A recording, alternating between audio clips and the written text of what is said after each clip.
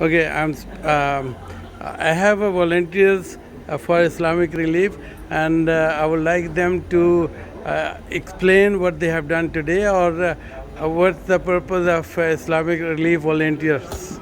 Yeah, so we're here with Islamic Relief today, Islamic Relief Canada.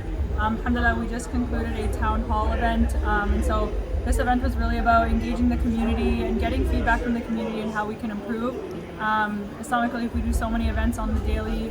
As you saw, we have different call to actions, so that includes like things like going to the various masajids, helping the people in need, being physically on the streets, so being live in action.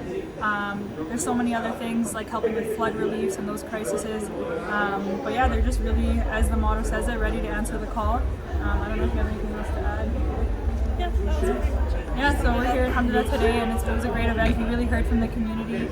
We got their feedback on different ways that we can improve and progress, because at the end of the day, we're here to serve the people, and so we need the people and their feedback.